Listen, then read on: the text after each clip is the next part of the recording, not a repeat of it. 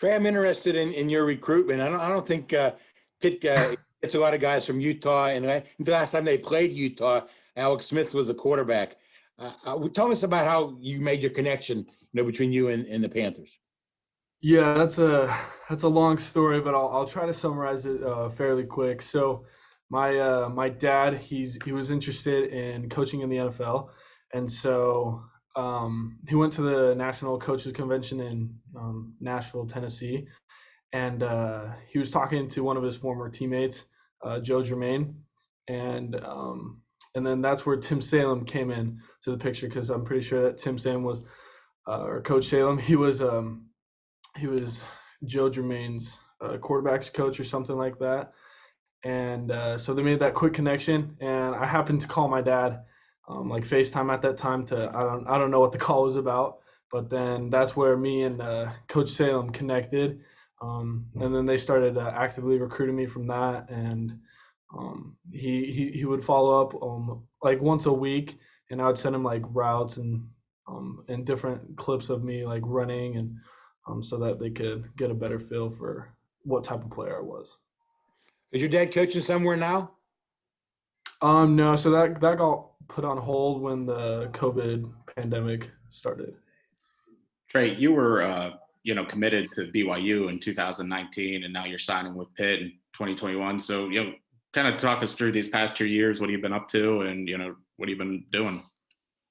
Yeah, so I was able to serve a mission for my church, and we could get called all over the world, and I got called to Fresno, California. And basically, what we do there is to serve the community, talk to people about God, and kind of just bring light into the world, just help people on that path. So that's what I was doing for the last year and a half. How were you able to stay in shape football-wise? So they gave us an hour a day to work out, and so during that time, I brought cones and a ladder and a jump rope and football and gloves and all the whole deal. And I was able to run routes, do footwork, speed drills. As far as the weights, we weren't able to access that. Right after I started my mission, that's when the pandemic started, so we weren't able to go to the gyms because they were closed. Do you have any interesting connections or any interesting stories from your mission? Maybe something you weren't expecting? Maybe some kid you might have helped? Yeah, so there is a lot of people that we met on my mission. A lot of really, really great people. I guess an interesting one is that some people would there's this guy, his name was Miles, and we went up into the mountains because I served in Yosemite National Park.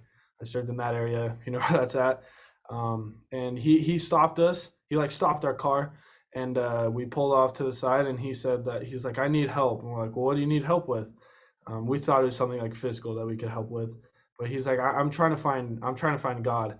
And that was just a really cool experience that I had personally, to be able to like teach him more about like how to come closer to God, and different aspects of that. So that was a pretty cool experience that we had. Did you sit down with him in several different sessions, or how often did you connect with this guy? Yeah, we connected with him multiple times a week, and we would hold like teaching appointments, is what we'd call them, and we were able to teach him more about our faith and kind of help him come closer to God. Trey, how does your faith influence or help football? I think it helps in every aspect. Like honestly, I believe that if God didn't help me get to Pitt, then it would have never happened. I don't think it's a coincidence that my dad ran into Coach Salem at a coaches convention in Nashville when we live in Utah, and I called at the same time. Like I truly believe that God needed me here for a purpose, and so I believe it plays into everything that I do in this life. Trey, Salem is one of God's more energetic creations. What's it like? Yeah. What's it like being recruited by him? I had a great time being recruited by him. He would always send me like these graphics, these pictures of Pitt, tell me all these like cool facts so that I can kind of get a visual before I came to Pitt. Because I mean, obviously, I've never been on the East Coast because I've been on Utah. I mean, I have lived here before, but that was like when I was younger and I didn't remember, but he gave me more of like a visual to what I would expect to come here. So it was a lot more comfortable transition coming here and going to school and playing football for him. Trey, how did you make the transition from tight end to offensive line, or I guess making that transition kind of as we, as you go along here in the winter and in the spring? Yeah, so they kind of right now the coaching staff they have me learning both positions, tight end and O-line. And so they haven't made an official statement of like what I am. I believe that we're going to go through spring ball and kind of identify like where I fit best. Obviously the weight factor, I need to start gaining weight if I'm going to be playing offensive tackle. So they want to put that on me organically and naturally rather than just shoving all that bad weight on me. So I feel like after we get a feel after spring ball in the fall, then they'll be able to see where I best fit. Where are you at right now? So I'm at 240, 247 last time I weighed in. And I kind of fluctuate between those times, but I recently got off of quarantine from testing positive for COVID, so I lost a little bit of weight during that. During you mentioned with gyms closing out, and when you were out in your mission, and what you brought with you in terms of the rope and football and gloves and all that kind of stuff. I mean, when the gyms closed, what were you able to do if anything? So we had dumbbells in our apartments and stuff. We had a 50-pound dumbbell and a 35-pound dumbbell, and I was able to do. I got very comfortable with with all the dumbbell workouts. So that's really all we had. Trey, how are you gaining weight? Do you have to do the get up and eat peanut butter and jelly sandwiches? How do you try to go about gaining some weight? Yeah, just kind of instead of just taking like one meal home, I like take 2 meals home, and I eat twice as much like before weights and after weights. So I'm trying to always keep my mouth busy. If it's not talking, then I'm eating. Where do I sign up for something like that, Trey? Yeah, seriously, I know. They take good care of us here, though. They make sure we're fed. Trey, who in the offensive line room specifically has kind of helped you the most over the last month or so, kind of transition into that room? I wouldn't say like very like one specific guy. They all just kind of like help me out with various different things. Obviously, it's a new position for me to be learning and to do, and so I feel like it's going to be a little bit of me studying on my own, asking them questions. But really, whoever's there, I ask them a question because they're pretty familiar with all the positions, so they help me out. On the line, are you, in terms of positions you're studying, are you studying tackle, and have you ever played that before? No, not at all.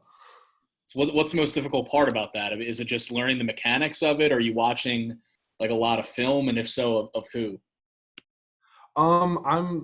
It's probably more mechanics and stuff because I mean I was more of a blocking tight end in high school, and so I understand like the run game and all the gaps and the schemes and stuff.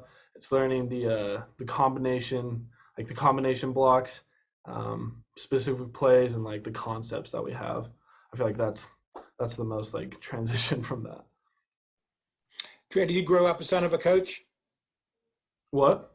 Did you grow up as a son of a coach? Yeah. My dad, he coached in college when I was young, and then he started coaching high school when we got to that age, when we were playing in high school. Trey, a big part of the transition for a lot of guys coming into college is kind of living on their own for the first time. You've obviously done a lot of that. Do you find yourself being kind of a leader of this group of youngsters that's coming in here when it comes to maybe not football, but like doing laundry and some of the other things that guys learn about the first time they leave home? Yeah, I mean, I hope that they learned how to do laundry and do the dishes before they left home, but I feel like I'm a little more comfortable of living on my own and being away from family. Like Nate, he's from Texas, so he's a little bit further away from his family, so I feel like I mean, if he ever had any questions, that he would be able to come to me for it. So, Trey, does your dad, having played the offensive line before, I know he was a center, but just understanding what goes into a successful offensive line, does that help you in that transition if you're gonna play tackle or just learning the position right now? Yeah, my dad, he tried to have a big influence on me on offensive lineman like my whole entire life because my two brothers, they're offensive linemen too. I just kind of I grew up more than out, and so he always made sure that I was good at blocking, so that he takes care of his offensive line skills and applies it to me.